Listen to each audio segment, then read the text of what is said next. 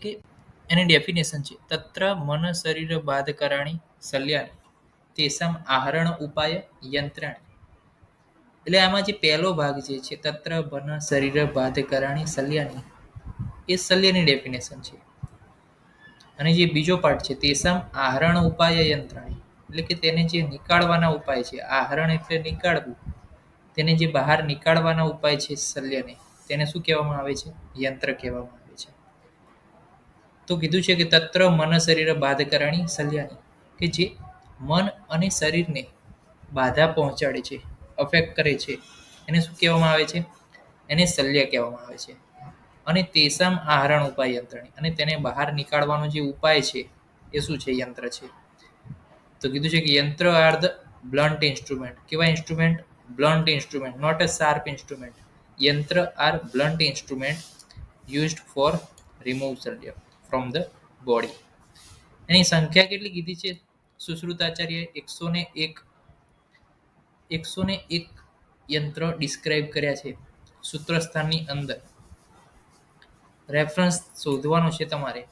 સૂત્રસ્થાનની અંદર 1 થી 10 ચેપ્ટરની અંદર છે, વચ્ચે ગમે તે એક ચેપ્ટર છે, એ તમારે શોધવાનું છે કયું ચેપ્ટર છે, પછી કોમેન્ટમાં લખવાનું છે.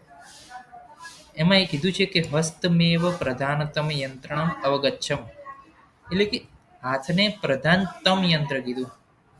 એટલે પ્રધાનતમ પૂછાય તો હસ્ત, અને જો પ્રધાન યંત્ર પૂછાય ખાલી તો કયું છે? કંકુમુખ યંત્ર.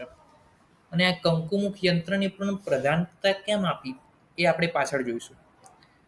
જો પ્રશસ્ત યંત્ર તરીકેનો એમસીક્યુ પૂછાય કે શોર્ટ ક્વેશ્ચન પૂછાય તો એની લંબાઈ કેટલી છે? 18 અંગુલ. અને આપણે આગળ જોઈશું કે 18 અંગુલની લંબાઈ વાળું યંત્ર કયું? તો કે સ્વસ્તિક યંત્ર. તો પ્રશસ્ત યંત્ર તરીકે સ્વસ્તિક યંત્રને માનવામાં આવે છે. તો હાથને પ્રધાનતમ યંત્ર કીધું. પ્રધાનતમ એટલે કે જે બેસ્ટ છે. આપણે ઇંગ્લિશમાં વાપરીએ છીએ શબ્દો ગુડ, બેટર અને બેસ્ટ. તો બેસ્ટ કોણ છે આમાં? તો કે બેસ્ટ છે પ્રધાનતમ. તરતમ ભાવ, તમ ભાવ એટલે બેસ્ટ ભાવ. તમને બેસ્ટ કીધું એટલે હાથ બેસ્ટ છે. પછી બીજું નંબરે આવશે પ્રધાન યંત્ર, તો કે એ કયું છે? બેટર, કંકુમુખ. અને ગુડ કયું છે? પ્રશસ્ત, તો કે 18 અંગુલ. સ્વસ્તિક યંત્ર ગુડ કીધું છે. શલ્યની ડેફિનેશન આવે છે. પછી કીધું છે કે તત્ર મન શરીર બાધકરાણી શલ્યની, કે જે મન અને શરીરને શું પહોંચાડે છે? બાધા પહોંચાડે છે, તકલીફ પહોંચાડે છે, એને શું કહેવામાં આવે છે? એને શલ્ય કહેવામાં આવે છે. એટલે કે શલ્ય are those which produce trouble to the mind and also the body. Okay. Type of યંત્ર કેટલા? 6. કેટલા ટાઈપના યંત્ર છે? 6. જો 1 2 3 4 5 6 ટાઈપના યંત્ર કીધા. એની અંદર પહેલું કીધું સ્વસ્તિક યંત્ર, બીજું સદંશ, તાલ, નાડી, સલાકા અને ઉપયંત્ર. સ્વસ્તિક, સદંશ, તાલ, નાડી, સલાકા અને ઉપયંત્ર. તો સ્વસ્તિક યંત્રની સંખ્યા કેવી છે? 24 છે. કઈ રીતે યાદ રાખશો? તો સ્વસ્તિક, સ્વસ્તિક આપણે એટલે સ્વસ્તિક એટલે સાથીઓ. તો સાથીઓ જ્યારે દોરીએ આપણે તો આ રીતનો થાય. જો એ આ રીતના બગડો થાય અને આ રીતના 4 દોરાય.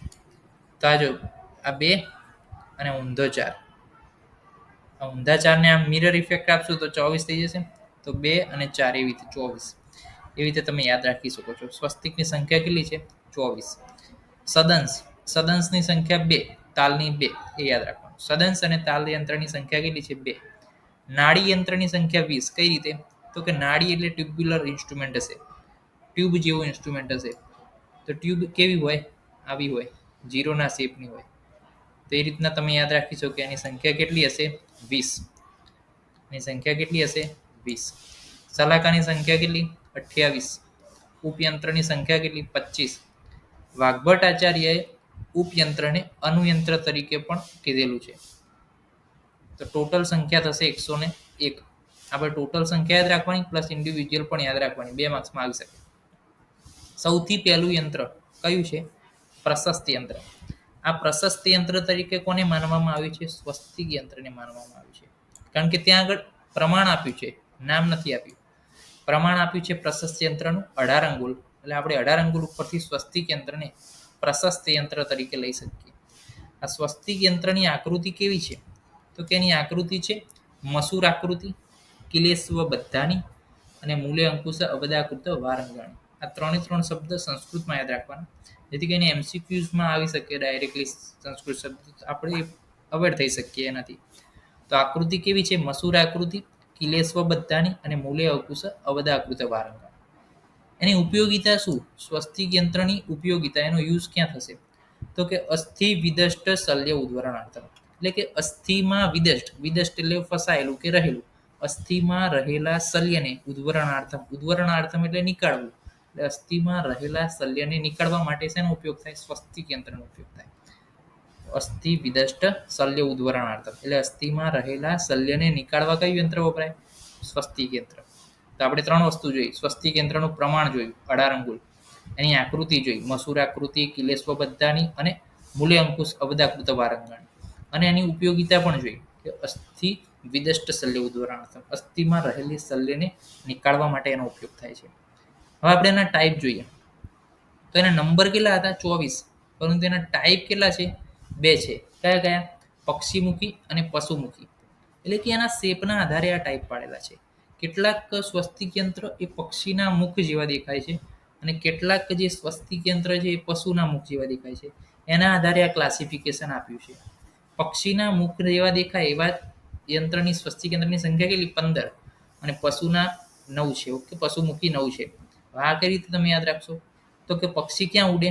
હવામાં ઉડે. હવામાં એટલે ઊંચાઈ ઉપર ઉડે એમ, જમીનથી ઊંચાઈ ઉપર ઉડે, એટલે એની સંખ્યા કેવી હોવાની? વધારે. પશુમુખી, પશુ ક્યાં ચાલે? જમીન ઉપર. જમીન ઉપર ચાલે એટલે ઓછી સંખ્યા એમ. એ રીતના તમે યાદ રાખી શકો. ઓકે, ત્યારબાદ કીધું છે કે મોડર્નમાં એને શેની સાથે સરખાવ્યું? ક્રુસિફોર્મ ઇન્સ્ટ્રુમેન્ટ સાથે સરખાવ્યું, ફોર્સેપ સાથે સરખાવ્યું. ઘણા બધા ટાઈપના ફોર્સેપ આવે છે. બેપકૂપ છે, નીડલ વોર્ડલ ફોર્સેપ છે, માયોટોવલ ક્લિપ છે, ચિટલ ફોર્સેપ છે. એ બધું મોડર્નમાં આપણે જોઈશું. બીજું યંત્ર આવે છે સદંશ યંત્ર. સદંશ યંત્ર, તો કે સદંશ યંત્રનું પ્રમાણ કેટલું? તેનું પ્રમાણ છે 16 અંગુલ. 2 અંગુલ હવે ઓછા કરતા જઈશું આપણે. પહેલું આપણે જોયું પ્રશસ્ત યંત્ર તરીકે સ્વસ્તિક યંત્ર, એનું પ્રમાણ કેટલું હતું? 18 અંગુલ. બીજું સદંશ યંત્ર, તો સદંશ યંત્રનું પ્રમાણ કેટલું છે? 2 અંગુલ ઓછું, એટલે કે 16 અંગુલ. એની ક્લાસિફિકેશન જોઈએ, સંખ્યા જોઈએ, તો કે સનિગ્રહ અને અનિગ્રહ 2 છે. સનિગ્રહ અને અનિગ્રહ. સનિગ્રહ મીન્સ વિથ કેચ, અને અનિગ્રહ મીન્સ વિધાઉટ કેચ. આ ઇન્સ્ટ્રુમેન્ટ છે. એની યુઝફુલ યુટિલિટી શું? ઉપયોગિતા શું? તો કે એની ઉપયોગિતામાં કીધું છે કે ત્વક માંસ શિરા સ્નાયુગત શલ્ય ઉદ્વરણાર્થમ, એટલે કે ત્વચા, માંસ, શિરા અને સ્નાયુમાં રહેલા શલ્યને ઉદ્વરણાર્થમ, એટલે કે નીકાળવા માટે, ત્વચા, માંસ, શિરા, સ્નાયુમાં રહેલા શલ્યને નીકાળવા માટે શેનો ઉપયોગ થાય છે? સદંશ યંત્રનો ઉપયોગ થાય છે.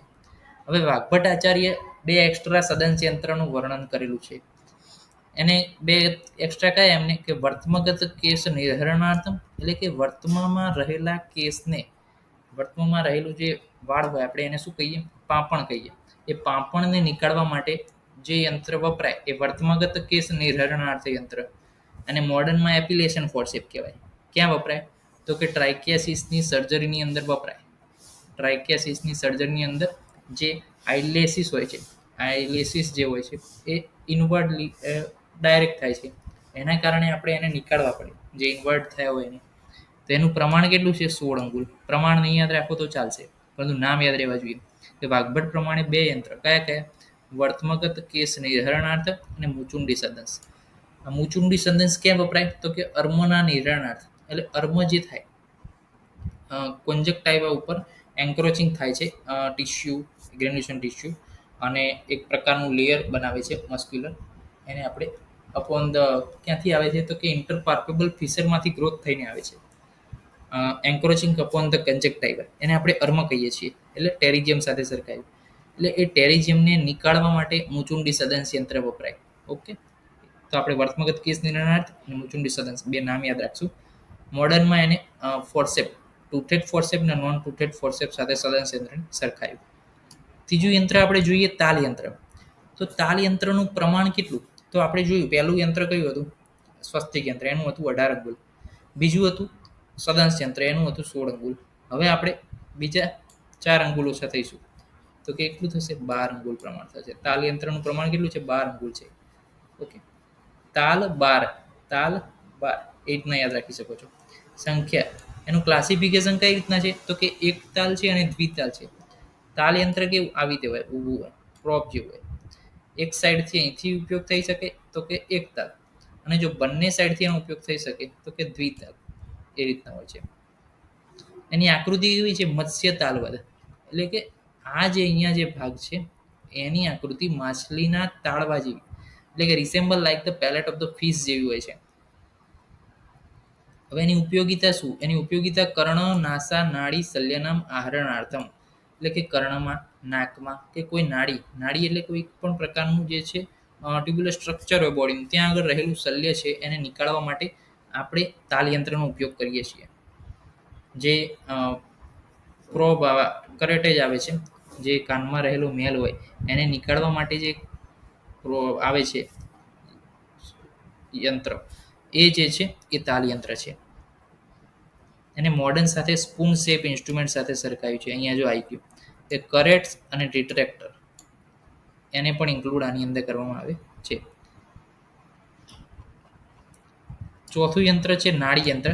તો નાડી યંત્ર જે છે એની સંખ્યા કેટલી? એની સંખ્યા જે છે 20 છે, પરંતુ એનું ક્લાસિફિકેશન 12 છે. એટલે કે એક કરતાં વધારે યંત્ર હોઈ શકે એકના. ઓકે, એ આપણે જોઈએ આગળ. તો એની સંખ્યા કેટલી? 20, પરંતુ એના ટાઈપ કેટલા? 12 છે. 12 પ્રકારના 20 યંત્ર છે. એનું પ્રમાણ કેટલું? તો કે એનું પ્રમાણ કોઈ મેઝરમેન્ટમાં નથી આપ્યું, પરંતુ એવું કીધું છે કે સ્ત્રોતો દ્વારા પરિણાહાનિ યથા યોગ દીર્ઘાણી. એટલે કે જેવું સ્ત્રોત હશે એવી એની લંબાઈ. સ્ત્રોતો દ્વારા પરિણાહાનિ એટલે કે સાઇઝ ઓફ ધ નાડી યંત્ર should be made to commensurate with the those passage in which it is to be introduced. એટલે કે જે પેસેજમાં તમે નાખશો એ પ્રમાણે એની સાઇઝ આપણે મોડિફાઈ કરી શકીએ છીએ. એક તો મુખાનું, ઉભય તો મુખાની છે. એટલે કે એક મુખ પણ હોય અને બોથ હેન્ડ પણ હોય. ઓકે, એની યુટિલિટી શું નાડી યંત્રની? તો કે સ્ત્રોતોગત શલ્ય ઉદ્વરણાર્થમ. એટલે કે સ્ત્રોતસમાં રહેલું શલ્ય છે એને નીકાળવા માટે. સ્ત્રોતો રોગ દર્શનાર્થમ. એટલે કે સ્ત્રોતસમાં કોઈ રોગ છે, કોઈ ફોરેન બોડી છે, કંઈ પણ છે, તો એને આપણે જે છે દર્શનાર્થમ એટલે કે એને જોવા માટે. દાખલા તરીકે આપણે પાઇલ્સને જોવા માટે પ્રોક્ટોસ્કોપનો ઉપયોગ કરીએ છીએ, તો એ નાડી યંત્રથી એક પ્રકારનું. પછી શલ્ય આચૂષણાર્થમ એટલે કે શલ્યને જે છે આચૂષણ કરવા માટે, સકિંગ કરવા માટે. ઓકે, ક્રિયા સોકમાર્થમ એટલે કે જે છે ટ્રીટમેન્ટને ફેસિલિટેટ કરવા માટે આનો ઉપયોગ કરીએ છીએ. 4 યુટિલિટી છે, યાદ રાખવાની છે. સ્ત્રોતોગત શલ્ય ઉદ્વરણાર્થમ, સ્ત્રોતો રોગ દર્શનાર્થમ, શલ્ય આચૂષણાર્થમ અને ક્રિયા સોકમાર્થમ. ત્યારબાદ એના ટાઈપ આવ્યા. તો જો આ જે આ બાજુ ટોટલ કરશો, ડાબી સાઈડનું ટોટલ કરશો, તો એનું સંખ્યા કેટલી થશે? એની સંખ્યા થશે 12. અને આ જે છે એના નંબર, દાખલા તરીકે બસ્તી યંત્ર છે તો કેટલા છે? 6, 8, 10, 12 અંગુલ, તો એ 4 થયા એમ. તો એનું ટોટલ જે છે 20 થશે. એ રીતના ટાઈપ કીધા છે. તો નાડી યંત્રના ટાઈપ જોઈએ તો ભગંદર, અર્શ, વ્રણ, આ ત્રણનું એક ગ્રુપ પાડવાનું. ભગંદર, અર્શ, વ્રણ. બસ્તી ઉત્તર બસ્તી, મૂત્ર બુદ્ધિ જલોદર્શન ધૂમનેત્ર, નિરુદ્ધ પ્રકાશ સનિરુદ્ધ ગુણ અને અલાભ શ્રમ. એટલે ગ્રુપ પાડીને યાદ રાખશો તો તમને યાદ રહેશે. According to the any utility હોય, એની ફેસિલિટી એન્ડ ટ્રીટમેન્ટ સાઇટ હોય, એના આધારે તમારે ગ્રુપ પાડીને યાદ રાખવાના છે 12. એક્સ્ટ્રા નાડી યંત્ર આપ્યા છે 6 વાઘબટે, એના નામ યાદ રાખો તો ચાલે. કંઠશલ્ય અવલોકની યંત્ર, શલ્ય નિર્ઘાતિની યંત્ર, અંગુલી ત્રાણક યંત્ર, સમી યંત્ર, ગ્રાણ અર્બુદ અર્શ યંત્ર, યોનિ વેક્ષણ યંત્ર. મોડર્નમાં એને શેના સાથે સરખાવ્યું છે? ટ્યુબ્યુલર ઇન્સ્ટ્રુમેન્ટ સાથે સરખાયું છે. રાઇલ્સ ટ્યુબ ને એ બધું આવશે એની અંદર. કેલ્સ ટ્યુબ, રાઇટ ટ્યુબ, એ બધી. સલાકા યંત્ર. સલાકા યંત્રની અંદર શું કીધું છે? એનું ફીચર શું છે? એનું લક્ષણ શું છે? તો કે નાના પ્રકારની, એટલે કે ઘણા બધા નંબરના છે. ટાઈપ કેટલા છે? તો કે 12. અને એના નંબર કેટલા? તો કે 28. આ નાડી યંત્રના જેમ જ છે. નાડી યંત્રના ટાઈપ કેટલા હતા? 12 જ હતા, પરંતુ નંબર હતા 20. આના ટાઈપ 12 છે. સલાકા યંત્રના નંબર કેટલા છે? 28. ઓકે, અને યથાયોગ પરિણામ દીર્ઘાણી એટલે કે જે સ્ત્રોતસમાં નાખશો એ પ્રમાણે મોડિફાઈ આપણે કરી શકીએ છીએ. એની લંબાઈ એની અંદર 28 સલાકા છે. આપણે એ જોયું તો એની અંદર પહેલી સલાકા છે ગંડુ પદમુખી સલાકા. એનો ઉપયોગ થાય છે એસણ કર્મ માટે. એસણ એટલે પ્રોબિંગ કરવાનું. પ્રોબિંગ માટે ગંડુ પદમુખી વપરાય. પછી સર્પ ફેણમુખી. સર્પ ફેણ, હવે જ્યારે સર્પ ફેણ ચડાવે ત્યારે શેના માટે? તો કે જોવા માટે. તો કે વ્યુહન કર્મ. વ્યુહન કર્મ. સર્પ પંખમુખી. પંખો, પંખો શું થાય? ચાલે. તો સર્પ પંખમુખી ચાલન કર્મ માટે. બળીસમુખી શેના માટે છે? તો કે આહરણ કર્મ માટે, એક્સ્ટ્રેક્શન માટે. પછી મસૂર દળ માત્રામુખી અભ્રણ કરવા માટે. ત્યારબાદ કાર્પાસ કુતુષ્ણી જે છે પ્રમાર્જન માટે વપરાય. દ્રવ્ય કૃતિ જે છે દ્રવ્ય કૃતિ એ શેના માટે સાર એપ્લિકેશન માટે વપરાય છે. પછી જાંબુ વદન અંકુશ વદન આ બંને સાથે યાદ રાખવાના. જાંબુ વદન અંકુશ વદન એ અગ્નિકર્મ માટે વપરાય છે. પછી કોલાસ્તી દળ માત્રામુખી નાસાર્બુદ અને નાસા અર્શને નીકાળવા માટે ઉપયોગ થાય છે. અંજન સલાકા અંજન માટે અને મૂત્રમાર્ગ શોધન સલાકા મૂત્રમાર્ગના વિશોધન માટે ઉપયોગ લેવામાં આવે છે. મોડર્નમાં એને રોડ લાઇક ઇન્સ્ટ્રુમેન્ટ એટલે કે પ્રોપ સાથે સરખાયું છે, ડાયલેટર સાથે સરખાયું છે. બીજું ઉપયંત્ર, લાસ્ટ આવ્યું ઉપયંત્ર. તો ઉપયંત્ર માટે શ્લોક છે કે એતાની દેહ સર્વસ્મિન્ન દેહસ્ય અવયવ તથા એટલે કે જે દેહમાં સર્વસ્ય અવયવમાં જે છે ઉપયોગી થાય છે. સંધો કોષ્ઠ ધમન્યા છે યથા યોગ પ્રયોગ અને સંધિ કોષ્ઠ અને ધમનીમાં યથા યોગ એનો પ્રયોગ કરવામાં આવે છે. એને શું કહેવામાં આવે છે? ઉપયંત્ર. તો કે એસેસરી ઇન્સ્ટ્રુમેન્ટ છે, સપોર્ટિવ ઇન્સ્ટ્રુમેન્ટ છે. એન્ટાયર બોડી એની part of the artery vein અને જોઈન્ટમાં એનો ઉપયોગ કરી શકીએ છીએ. એની સંખ્યા કેટલી છે? 25 છે.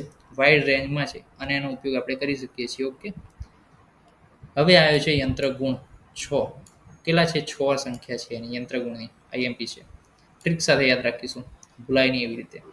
તો કે યંત્રના ગુણ કેવી રીતે યાદ રાખશું? તો કે સમાહિતાની ખરમુખાની શ્લેષણ મુખાની. એટલે ખર અને શ્લેષણ એ વિરોધી ગુણ છે. જો ખર અને શ્લેષણ, તો એને આપણે વિરોધી જ ટાઈપ છે, ઓપોઝિટ ટાઈપ ગુણ કહી શકાય. તો ખર અને શ્લેષણને યાદ રાખશું એક બાજુ. તો ખર મુખાની શ્લેષણ મુખાની સમાહિતાની એક યાદ રાખશું. ત્યારબાદ આપણે શું યાદ કરવાનું? ગદર 2. કયું મૂવી આવ્યું ત્યારે? ગદર 2. ગદર 2માં કઈ રીતે? જો ગ્રહાણીનો ગ, દ્રઢાણીનો દ અને રૂપાણીનો ર એ રીતના યાદ રાખીશું. તો કે ગ્રહાણી, સુગ્રહાણી, સુદ્રઢાણી અને સુરૂપાણી. તો પહેલા કયા 3 હતા? તો કે ખર મુખાની, શ્લેષણ મુખાની અને સુસમાહિતાની. પછી ગદર 2 ગ્રહાણી, દ્રઢાણી અને રૂપાણી. યંત્રના ગુણ થઈ ગયા. યંત્રના દોષ, યંત્રના દોષને આપણે અલગ અલગ ક્લાસિફિકેશન કરશું. જે પ્રમાણે પ્રોનાઉન્સિએશન હશે એ પ્રમાણે ક્લાસિફાઈ કરીને યાદ રાખશું. ટોટલ નંબર છે કેટલા? 12 છે. આ ટોટલ નંબર 12 ની અંદર આપણે યાદ રાખીએ તો કે અતિ દીર્ઘ, અતિ હસ્વ, અતિ સ્થૂલ આ 3નું ગ્રુપ થઈ ગયું. દીર્ઘ હસ્વ ઓપોઝિટ છે, સ્થૂલ અતિ દીર્ઘ, અતિ હસ્વ, અતિ સ્થૂલ, અગ્રાહી, વિષમગ્રાહી આ આપણે 5 યાદ રાખશું જોડે. અતિ દીર્ઘ, અતિ હસ્વ, અતિ સ્થૂલ, અગ્રાહી, વિષમગ્રાહી. બીજું 3નું ગ્રુપ છે મૃદુ કીલ, મૃદુ મુખ અને મૃદુ પાસમ. અને ત્રીજું ગ્રુપ છે અસાર, વક્ર, શિથિલ અને અતિ ઉન્નતમ. અસાર, વક્ર, શિથિલ અને અતિ ઉન્નતમ.